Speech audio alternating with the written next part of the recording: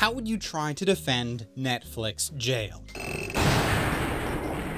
To start off, it should be mentioned that there is the possibility that Netflix might just be completely incompetent, or at least in a position where they don't really care about the anime market, the anime fandom, and their company at large is just grabbing licenses because they are good content for their platform without much extra thought put into that. As time has been passing though, that idea is becoming more and more shaky with some particular acquisitions and a bigger importance on anime in their social channels and relationships with anime studios. Granted, the people in charge of those talks and marketing aren't necessarily the ones making decisions, but that's a whole nother video entirely. The vast majority of everything that I'm going to be talking about in this video is speculation. I don't work at Netflix. I don't know their decision-making process, how that works, and this is the most important thing for today, I don't have the same data about their user base that they do in front of me. The best I can do is guess, but I wanted to try and theorize, to think about what we call Netflix jail, what it is, and why it exists. But first, a quick word from our sponsor. Glass Reflection would like to thank the sponsor of the video today being the good people over at Surfshark VPN. A VPN, for those of you who don't know, is a way to protect your privacy and what you view online as you surf and watch things on the web. Not only does it secure your data to stop people like those from your ISP from seeing where you are connecting from, but you can also use it to change your digital location to that of another country to bypass their pesky region locking. Content blocked on services such as Netflix and YouTube can be easily accessible by connecting to a local server from the country that you would like to access. And of course, Surfshark is available on a variety of different devices as well as your home PC, so you can stream your anime on the go if you so choose. There will be a link and a promo code in the description where you can sign up for a percentage off, as well as an extra 3 months free because we like you guys so much. And best of all, if you try it out and don't find that it helps, it's not doing what you expected, or it doesn't end up unblocking the content that you want it to, Surfshark offers a 30-day money-back guarantee, no questions asked. Thank you very much to Surfshark for sponsoring the video.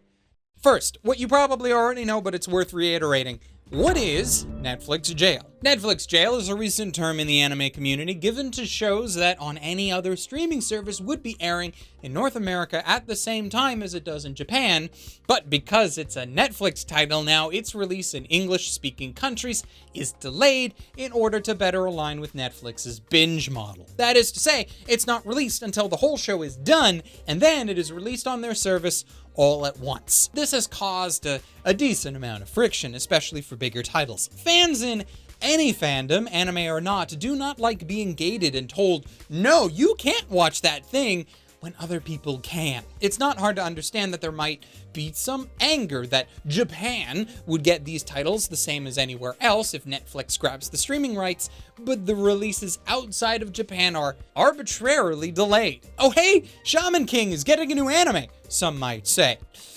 But then you realize that you have to wait until an unknown time to actually watch it. You have to wait until Netflix says it's okay, which for many people is not okay. In some situations, this has worked out fine. When the release of an anime happens to align with their model, everything is perfect, actually. There are a lot of benefits to their binge model, but the thing is, it doesn't always happen. Devilman Crybaby, for example, was released on Netflix worldwide in January of 2018. It bypassed any and all issues with Netflix jail because it was a Netflix original anime produced in part by the streaming service, so they were able to release it everywhere at the same time. That's different because it was produced specifically for the Netflix platform. It wasn't made for Japanese television and then just licensed to Netflix, which is the main difference. Most arguments and disappointments about Netflix jail come from the fact that Netflix doesn't simulcast. They don't, with few exceptions, release anime outside of Japan on a weekly schedule like virtually every other seasonal anime. Which leads to the question, why don't they simulcast? Let's tackle, for a moment, if they're even able to. Theoretically, it could easily be said that there might be agreements with their Japanese partners that Japan gets preferential treatment. Maybe that's a thing. But even if it is, that's not the norm. Take Violet Evergarden, released in simulcast format in Japan and here in Canada, week by week, but its release was held back in the United States until the show had finished production. They can simulcast in countries outside of Japan, but they just don't. So why, with everything that we have talked about so far, would they continue to not simulcast anime? Don't they realize the audience they're missing out on? How many potential subscribers are just choosing now to find another avenue to watch shows earlier? The answer might be lower than you think. This goes back to what I said about data. We can theorize all we want about Netflix just being stupid and missing out on a large potential audience because they don't know how to cater to hardcore Western otaku, or we could instead theorize that this is exactly how they want it to be. There is evidence to suggest that anime appearing on Netflix in any capacity will lead to more views, even if the show is accessible elsewhere. Which, of course, for the sake of this argument, includes piracy. The Promised Neverland was a series that had its first season air in Japan in January of 2018. It was officially simulcasted in North America by anime streaming service Funimation, and as such, it has been legally available here for just as long as it was in Japan. We can even take a gander at the Google search trends for the time and see the spikes around when the show premiered and when it ended, and of course, just the general interest of people searching for the series as time passed. All of this makes sense so far. You have a bunch of people searching for the show when it was airing due to discussions on forums, on Reddit, on Twitter, and other social media. There are people searching either for ways to watch the show or just because they want to learn more about it. All of this is fine. So then what does it have to do with Netflix? Well, in September of 2020, Promised Neverland was added to Netflix's library, and at that time, Google Trends changed to look like this. After its release on Netflix, more people were searching up the series on Google than when Funimation had aired it, and when presumably the pirates had it available as well. The Netflix anime audience had a bigger effect on the search for that series than Funimation or the pirates. More people potentially were watching the show now. But that's just an edge case, you might say. Perhaps the reason for that spike was just people rewatching the series. Because after all, by the time that Netflix had grabbed it, it had been out for so long. Its second season was on the horizon, and if you wanted to rewatch the series before that point, and you had to choose between either Funimation's streaming service and Netflix's streaming service, which would you choose? Probably Netflix any day of the week. Yeah, because I can't go a video that includes Funimation without taking a jab at them. It's slowly ingrained in my nature now. I don't hate them, I just want them to fix their shit. But let's look at another example then. A series that was never released on another streaming service and only on Netflix. Beastars. Beastars was not a series like Devilman that was produced in part by Netflix, but instead was an example of them grabbing the streaming rights and then holding on for dear life. Pun intended. This is one of the best examples for our purposes because it's a situation that's nearly identical to the vast majority of streaming pickups on other platforms. So here are the Google search trends for Beastars when it came out in Japan, keeping in mind that these are the results specifically from the United States. Just the people in the US who are searching up this show, which again is not legally available at this time. Fairly normal so far. We have a ramp up in searching as the show begins, some waves as the show is airing, and then the searches are at their peak at the end of December when the show ended. Anyone who was watching the show during this time period were pirating it. Unlike with Promised Neverland, there was no other place to legally stream it at this time. But of course, what happens when the series actually got released on Netflix? The amount of searches for the series increased by 4 times. But you might say, Google search trends are weird. Their data is hard to follow. It's all in reference to itself. It just shows when the highest interest is, but doesn't tell us actual numbers. To which I would say, you are correct. But do you know who does give search numbers? Our good friends at Wikipedia. According to Wikishark, a service that tracks Wikipedia article traffic and trends, the English page for Beastars, which includes info on both the manga and anime, maxed out at just over 4,000 daily views during when the show was airing in Japan. When it hit Netflix, though, the highest peak was over 10K. My point, dear viewers, is that we can sit here in our bubble and say that it sucks that we have to wait for the anime that we want to watch. But as far as Netflix is concerned, this might be fine, actually. If we try to think about it from their perspective, what does Netflix want?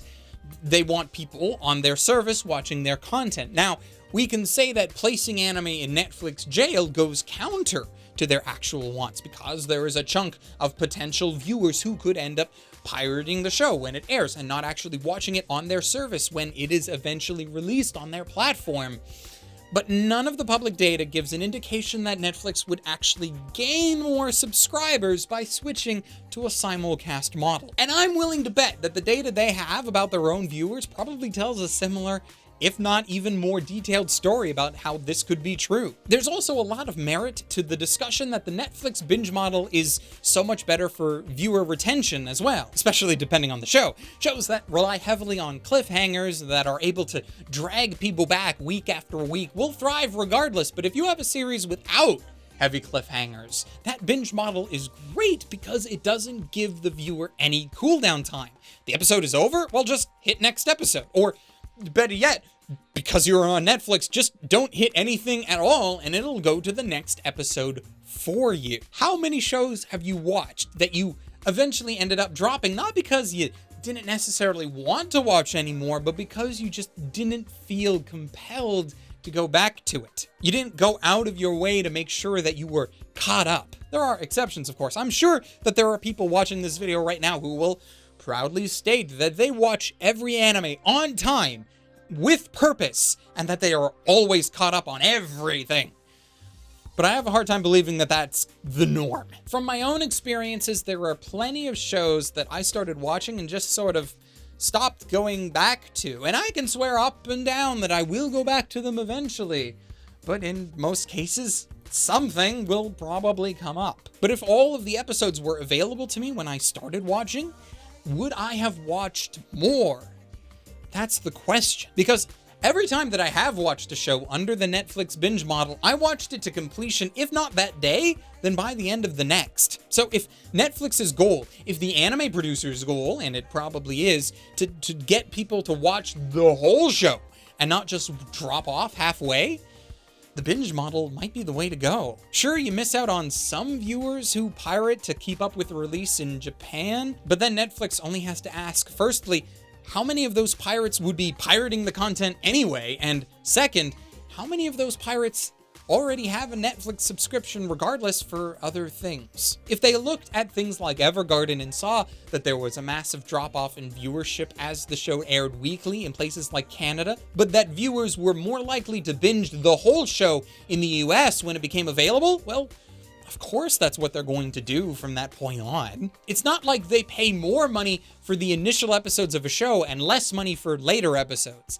It is in their benefit to release anime in a way that viewers will watch the whole thing. You can take other habits from Western otaku culture as well and apply it here. Like, have you ever gone into a bookstore, you know, back when that was a thing, and gone to the manga section, and on the shelf where the popular shonen is, you're not able to find the initial volumes, but instead like volumes 8 through 20? Why does that happen? Well, there's a large number of people who will start reading, but drop off the further you get in volume count. How many people only bought those initial volumes and never came back to buy the others? What could publishers do to convince people to buy them all? Well, they could release them in packs or a complete set once the series is over. That's what you do. And that might be what Netflix is trying to do here. I am not saying, of course, that this doesn't suck. It massively sucks for those of us who like to watch new anime as it airs in Japan, or for those of us who like to do so with legal streaming options. Those of us who don't want to feel like they're missing out when people that we follow or friends that we have just say screw it and they pirate it. But there's no good solution to this. Really, one way to fix this problem, one that would work for both what Netflix potentially wants and what we viewers probably want, is to do away with weekly releases everywhere. Just don't let it remain a Netflix thing, because obviously we don't want one streaming service to become a monopoly. But if most, if not all, anime came out in batches in the binge model, well, I do wonder what that would look like. Would there be less of a drop-off in viewership? Would people watch more anime? That's what I want to know.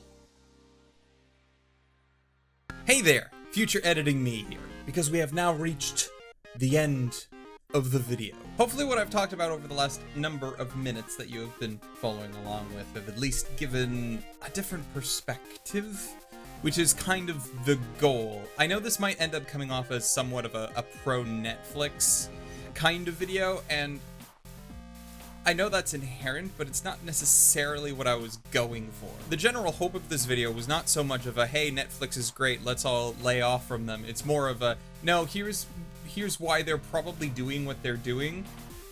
I don't like it, but it's not necessarily just because they're dicks. And again, everything in here is entirely speculation. Someone from Netflix would actually have to comment otherwise, and the chances of that is very unlikely. So we're just going to have to deal with Netflix jail until that time. And oh boy, are we dealing with it. Some people probably better than others. I've just resigned some shows that I follow to. I'll get to them eventually, because the release model, at least, doesn't really jive well with how I watch anime, even if I can make positive arguments as to why the binge model does. So if you made it all the way to the end, thank you very much for watching. Hit the like button if you liked the video. Please subscribe if you have not already. And of course, these videos cannot be done without our good people following us and supporting us via Patreon. Patreon supporter names will be scrolling probably over here somewhere if I'm able to move my head correctly, because I can't necessarily see where I am in this setup. A little bit of a downside. And of course, also giving particular shoutouts to patrons Wago221, Calhoun Boy, Hector Montemayor, Rune Jacobson, Ryfen Bonaparte, and City Yamako for being especially awesome. Until next time, ladies, gentlemen, and others, watch more anime. That's what I want you to do. It's very simple. And until then, stay frosty.